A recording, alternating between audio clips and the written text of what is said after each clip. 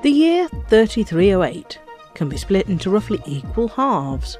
The time before the Proteus Wave and the time after. During the latter half of the year we were tracking Stargoids, wondering what they were and what they might be wanting. But the first part of the year was a time of hope, with Salvation planning the total destruction of the Thargoids.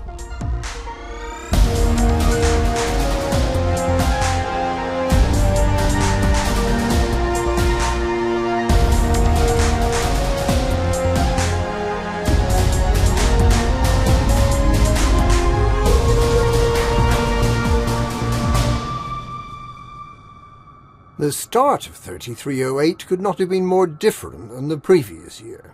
In order to understand the events of 3308, it's necessary to briefly recap the events of the preceding months.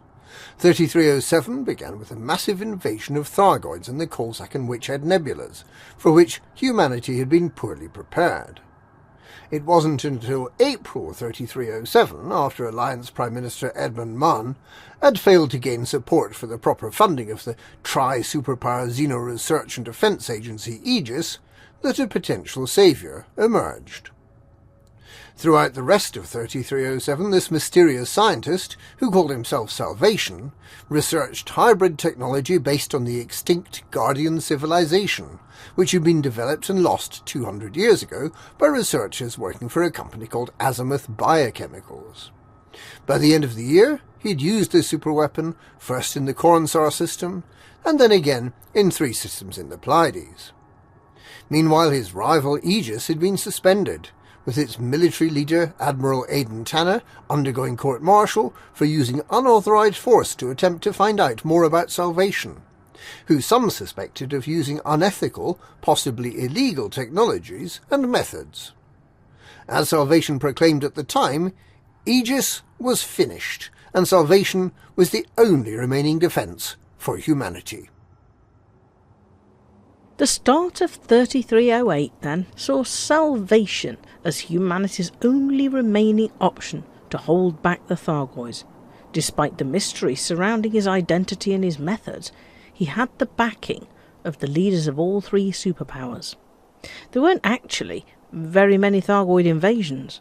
An impartial observer might have questioned whether humanity needed a saviour. In February, HIP 12314, Dan and Nauni saw a short-lived invasion by Thargoids, and at the end of April the Didio, Novus and Sosong systems came under attack. Salvation didn't intervene in the February attacks, instead choosing to conduct research and preparation work. During March, his faction, Taurus Mining Ventures, created a bizarre fake appeal for mined material from one of the Guardian systems as a cover for an appeal to collect as many Guardian artefacts as possible. These artefacts powered Salvation's superweapon, and early in May he once again deployed the weapon to destroy the Thargoid vessels in Didio, Novus and Sosong. What was not widely known is that Salvation had lured the Thargoids into these systems by seeding them with Guardian materials, which the Thargoids have a natural dislike for. Salvation was deliberately and callously creating the problem he wanted backing from the superpowers to solve, and he did receive the backing he sought. The superpowers and Sirius Corporation all provided manpower and ships to help Salvation on his quest to fight off the Thargoids. At the end of May, emboldened by his earlier successes and by the backing he'd received, Salvation embarked upon the development of a further revision of his superweapon, a weapon powerful enough to drive the Thargoids away forever. In June, following the discovery of evidence at the wreck of the Aegis megaship Alexandria, and at a 150-year-old INRA site, Salvation revealed that he was the Witch, the character that had conducted experiments on humans and Thargoid ships 4 years earlier to try to harness Thargoid technology, and that his faction, Taurus Mining Ventures, was in fact the research wing of Azimuth Biochemicals. He further admitted that he'd been involved in the INRA attempt to destroy the Thargoids using mycoid virus 150 years ago. It became clear that he was motivated by an irrational hatred of everything Thargoid, and that he had no compunction in causing widespread human suffering and death, in order to fulfill his aim of wiping the Thargoids off the face of the galaxy. Despite this, the superpowers, who by this time had little other choice, continued to back Salvation and Taurus Mining Ventures, which was renamed as Azimuth Biotech. Salvation's plan was to build a huge version of his superweapon in one of the old Azimuth systems, HIP 22460. He named the weapon the Proteus Wave, after the Azimuth biochemicals anaconda of that name, because its crew had been the first to harness Guardian technology. By gathering huge quantities of Guardian technology in the system, he could both power the weapon and ensure that a lot of Thargoid vessels would be present. Throughout June and July, Salvation demanded ever greater amounts of Guardian technology to be delivered to HIP 22460. He also demanded the superpowers deploy their militaries to defend Azimuth operations from the increasing number of Thargoid vessels arriving in the system. HIP 22460 became a hive of industry and a battleground, with thousands of combat ships fighting and hundreds of ships hauling in Guardian artifacts. Salvation's new version of the Proteus Wave was hooked up to a Thargoid surface site. These mysterious sites are believed by some to be crashed Thargoid hive ships. Salvation's intention was to amplify the power of the tuned electromagnetic pulse to disable or destroy more Thargoid craft than ever before, dealing such a blow to the Thargoid fleet that they would be forced to withdraw completely and irrevocably from human space.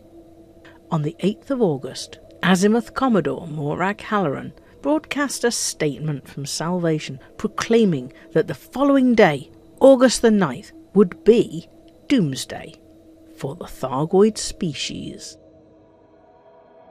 On the 9th of August, the Proteus Wave was finally activated. For the first few seconds, it appeared that it had been successful. With Thargoid ships in the system disabled, the celebrations broadcast across the galaxy began. But only a few seconds later, it all went horribly wrong. A second massive pulse from the Thargoid surface site and the Proteus Wave weapon somehow reversed the effect of the first pulse. Thargoid ships came back to life, while all human ships in the system were temporarily disabled. The Thargoids, seemingly enraged by what had just happened, took their revenge on ships in the system, both Azimuth megaships, all the Alliance Imperial and Federal capital ships, and a large number of the smaller vessels were destroyed in the near-total massacre. HIP 22460 became, and remains, a Thargoid system. The Thargoids seem to have assimilated the power of the Proteus Wave weapon and can turn it back on vessels that have Guardian components, rendering those components useless. The system is patrolled by Thargoid vessels that will drop on any human ships brave or foolish enough to venture into the system and will attack without mercy. And the Thargoids in the system made some sort of roar that's believed to have been a communication that received a response from some distant location, and that may have been the trigger for what happened later in the year. Salvation is believed to have been killed in the massacre of HIP 22460, but Azimuth, under its new CEO Torben Rademacher, continues to dream of being an effective manufacturer of anti-xenotechnology.